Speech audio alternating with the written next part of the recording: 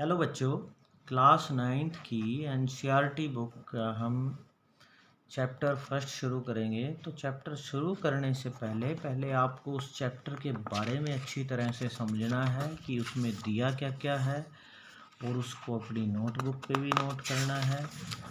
और मेरी बनाई इस वीडियो को ध्यान से समझना है ताकि आपकी हर चीज़ क्लियर हो, क्योंकि मैथ जो है उसमें रट्टा नहीं लगता, उसमें हर चीज़ समझ में आनी चाहिए, तभी आपके समझ में आएगी।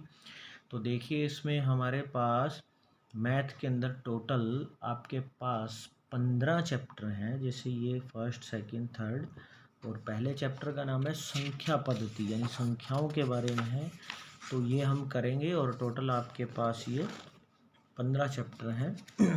तो हम पहला चैप्टर शुरू कर रहे हैं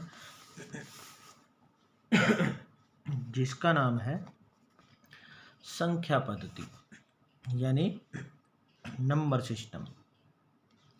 तो देखिए बच्चों, जैसा जैसा मैं समझाऊंगा आपको समझते जाना है। तो सबसे पहले देखिए, आपको नंबर कितने टाइप के होते हैं, यानी संख्याएं कितने टाइप की होती हैं, आपको वो पता होना चाहिए। तो देखिए, सबसे पहले हम शुरुआत करते हैं। देखिए, आपकी क्लास 9th का चैप्टर फर्स्ट है ये, जिसका नाम है नंबर सिस्टम या संख्या पद्धति। देखिए, सबसे पहले तो आपको संख्याएं पता होनी चाहिए। देखिए, जब भी आपने कभी स्कूल में, जब छोटे बच्चे आपने जब एडमिशन लिया था फर्स्ट क्लास से, तो सबसे पहले हमने काउंटिंग से शुरू किया था, यानी गिनती से शुरू किया था। यानी हमारी जो संख्याओं की शुरुआत होती है तो वो सबसे पहले काउंटिंग से शुरू होती है। अब हम देखिए संख्याएं कितनी तरह की होंगी। तो सबसे पहले हम संख्याओं के प्रकार लिखेंगे। तो देखिए, संख्याओं के प्रकार कितनी तरह के होते हैं। तो सबसे पहले है हमारे पास पहला जो संख्याओं का प्रकार है। देखिए, जब जैसे कि मैंने बताया है कि हम जब छोटे थे, हम गिनती करना शुरू करते थे, सीखने शुरू करते थे, तो हमें एक से ही सिखाई जाती थी कि आप 1 2 3 से गिनती लिखना शुरू करते थे। और अगर आप देखो, हमारी इस चारों तरफ प्रकृति में, यानी इस नेचर के अंदर, किसी भी चीज़ को अगर आप गिनना शुरू करो, मान लीजिए कोई आपको कहे भी जाओ बाहर जाके पेड़ गिन के आओ, तो आप क्या कहोगे? एक से गिनती करना शुरू करोगे, 1 2 3। कोई आपको कहे कि हाँ बाहर जाके आओ और पक्षी कितने बैठे हैं वहाँ देख के आओ, तो भी आप एक से गिनना शुरू करोगे।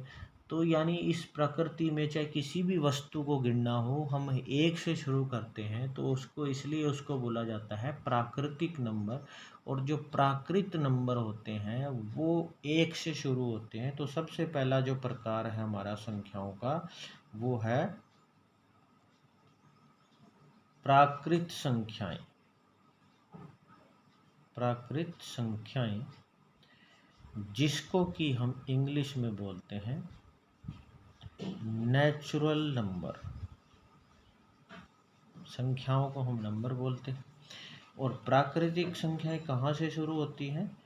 एक से शुरू होती हैं। यानी जो संख्याएं एक से शुरू हों उसको हम प्राकृत संख्याएं बोलते हैं। तो जो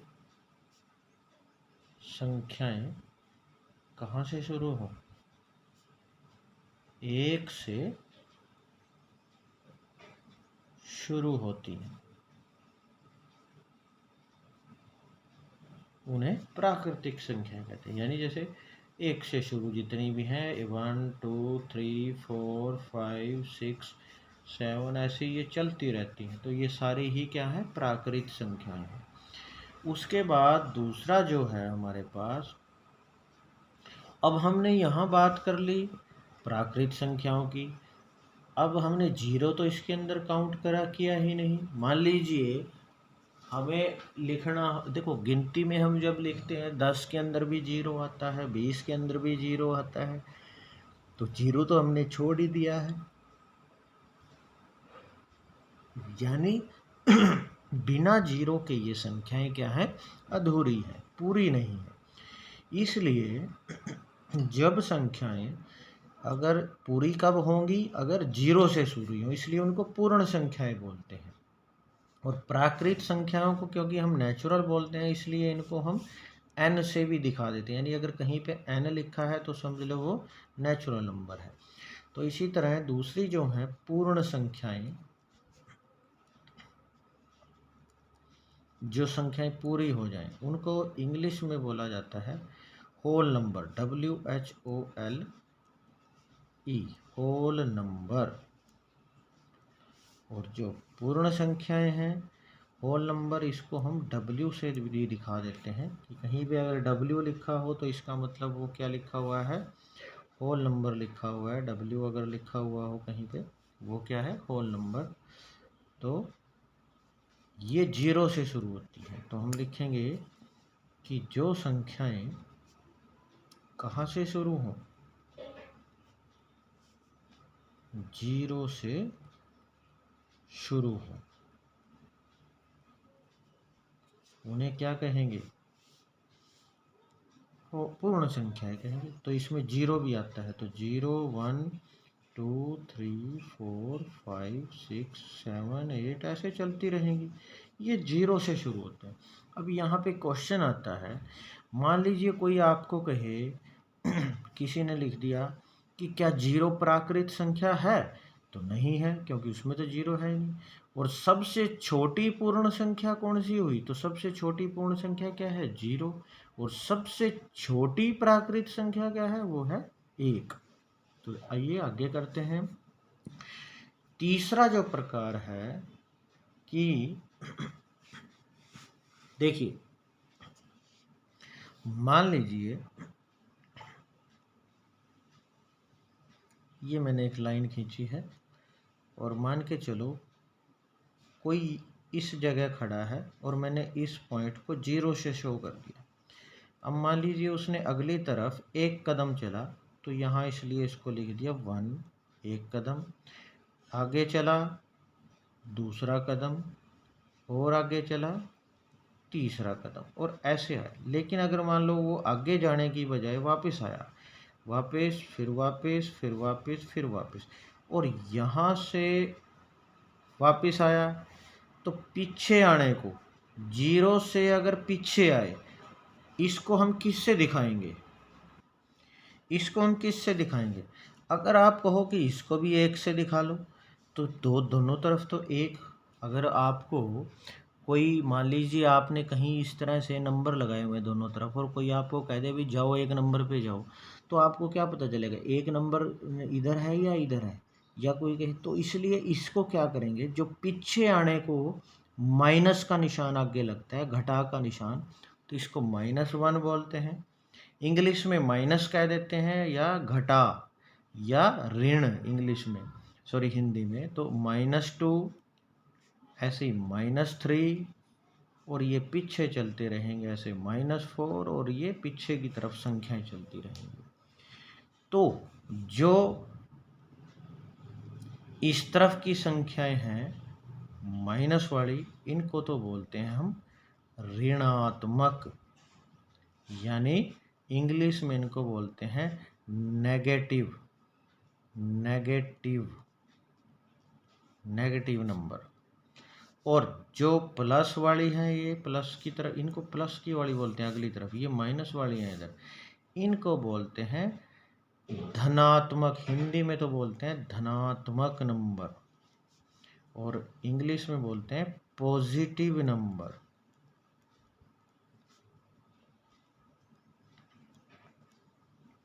पॉजिटिव नंबर। और जीरो जो है वो ना ऋणात्मक होती और ना धनात्मक होती, जीरो तो जीरो होती है। अब तीसरा जो मैंने नंबर लिखा है, तीसरा वो क्या है, उसमें ये घटा वाली संख्याएं भी, प्लस वाली संख्याएं भी, और जीरो भी, सारी संख्याएं लेते हैं। यानी पूरे अंक आ जाते हैं इसमें, माइनस वाले अंक भी प्लस वाले अंक भी, इसलिए इनको बोला जाता है पूर्णांक। तो तीसरा जो नंबर है, तीसरी टाइप की संख्या है, उनको बोलते हैं पूर्णांक, यानी पूरे अंक, सारे अंक पूरे हो गए यहाँ। और पूर्णांक को हम इंग्लिश में जो बोलते हैं, पूर्णांक को बोला जाता है इंटीजर, INTEGER,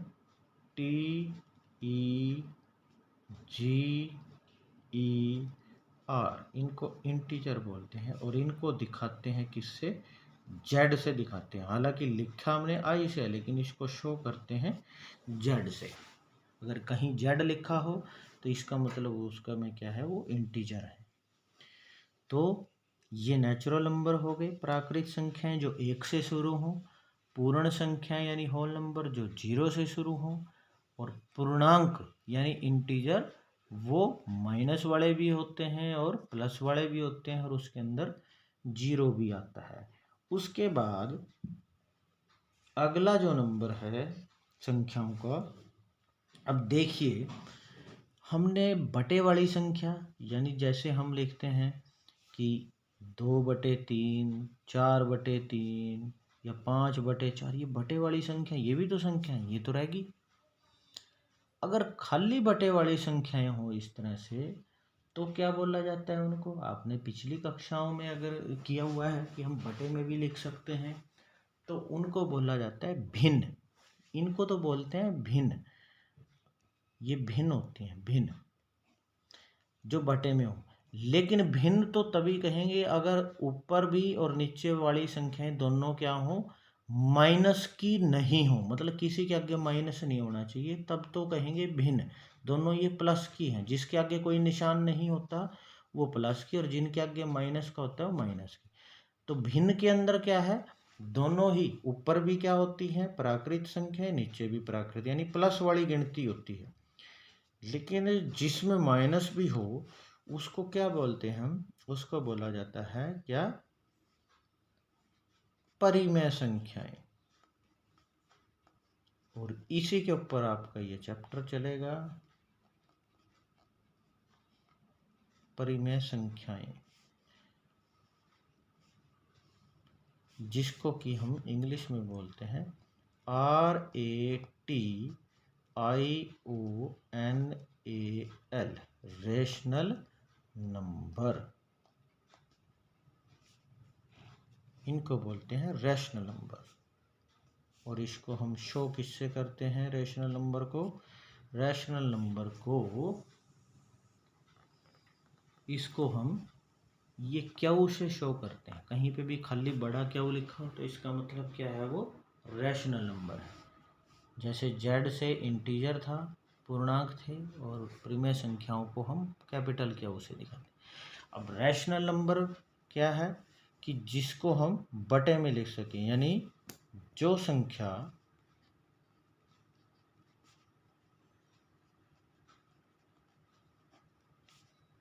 अंश बटे हर, ऊपर वाले को अंश बोलते हैं, नीचे वाले को हर, अंश बटे हर के रूप में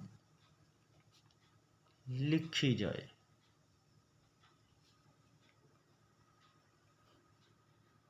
लिखी जाए, उसे क्या कहते हैं? परिमेय, परिमेय संख्या कहते हैं। और कई जगह ये भी लिखा होता है, अंश बटे हर की जगह ये भी लिखा जाता है कि अगर कोई संख्या p बटे क्यू के रूप में लिखी जाए। और ये देखिए, मैं आपकी बुक में दिखा देता हूँ। जैसे हमारे पास ये लिखा हुआ देखो कि यदि इसे p बटे क्यू के रूप में लिखा जाए, यानी p और क्यू का मतलब क्या है, यहाँ कोई भी पूर्णांक, यानी कोई भी अंक हो सकता है, p की जगह भी क्यू की जगह, तो बटे में लिख सकते हैं। और कभी भी नीचे वाला अंक क्यू जो है वो 0 नहीं होता, क्यू नॉट इक्वल टू 0, कभी नीचे 0 नहीं होता। यानी बटे में, परिमेय संख्या में हम कुछ भी लिख सकते हैं। यानी जैसे मान लीजिए हमने लिखा 3/2, ये भी परिमेय संख्या है। मैंने लिख दिया -2/3, ये भी परिमेय संख्या है। लेकिन कभी भी नीचे 0 नहीं लिख सकते, ऊपर लिख सकते हैं। मतलब जहाँ मैंने ये क्यू लिखा है नीचे, तो मैं थोड़ा सा दिखा देता हूँ, बता देता हूँ कि जो हर है हमारा, हर नीचे वाला हर, ये वो क्या 0 के बराबर होना चाहिए? नहीं, इसको बोलते हैं नॉट इक्वल। भी इक्वल बोलते हैं बराबर को। तो हर कभी भी 0 नहीं होना चाहिए, यानी क्यू जो नीचे वाला है, क्यू कभी भी 0 नहीं हो सकता। किसमें? परिमेय संख्या में। यानी अगर मैं ये कहूँ कि मैंने कहीं पे ये लिख दिया 3/0, तो क्या ये हो सकता है? नहीं, ऐसे नहीं हो सकता। हाँ, अगर 0/3 लिखा, ये हो सकता है, ये ठीक है। ऊपर वाला हो सकता है, नीचे वाला नहीं हो सकता। और अगर मान लीजिए क्वेश्चन आ गया आपके पास, अब मैं यहाँ से एक क्वेश्चन पूछता हूँ भी, किसी ने पूछ लिया भी क्या, अब कोई संख्या बटे में नहीं है, ये लिख दिया क्या 5 परिमेय संख्या है? 5 बताओ, गिनती का अक्षर है, परिमेय, क्या ये परिमेय संख्या है? किसी ने क्वेश्चन पूछ लिया, तो हम कहेंगे हाँ। क्यों? जिसके बटे में कुछ नहीं होता उसके बटे हम 1 लिखते हैं, यानी 5 को हम 5/1 कह सकते हैं। तो अब बटे में क्या है? 1 तो हो सकता है, 0 नहीं हो सकता। तो अगर गिनती के जितने भी अक्षर हैं, यानी देखो, चाहे हमारे पास गिनती में 1 है, 2 है, 3 है, 4 है, 5 है, या चाहे 0 भी है, 6, 7, यानी सारी जी कितनी गिनती है, वो सभी क्या है? वो भी परिमेय संख्या है। क्योंकि अगर उनके बटे कुछ नहीं है तो सबके बटे समझ लो कितना मान लेंगे हम? सबके बटे 1 मान लेंगे। तो ये सभी क्या है? परिमेय संख्याएं हैं। ठीक है, यानी जितने भी हमारे पास क्या है, ये पूर्णांक हैं, माइनस वाले प्लस वाले, ये सारे के सारे क्या हैं? इनको हम परिमेय संख्या भी कह सकते हैं। तो इस तरह से बच्चों हमारे पास इसमें ये संख्याएं होगी, आपने इनको समझ लेना है अच्छी तरह से और नोट भी कर लेना है। ये आपने प्रश्नावली करने से पहले लिखना ही लिखना है कॉपी में, ताकि आपको पता लग जाए कि कितने प्रकार की संख्याएं हैं और उनको कैसे करना है। आप इसको जब नोट करते हो, मान लीजिए अगर मैं स्पीड से चल रहा हूँ तो आप वीडियो को थोड़ी देर रोक के कर सकते हो, नोट कर सकते हो। अब हम प्रश्नावली करना शुरू करते हैं। चलो ये आप इतना नोट कर लेना, प्रश्नावली हम अगली वीडियो में करेंगे।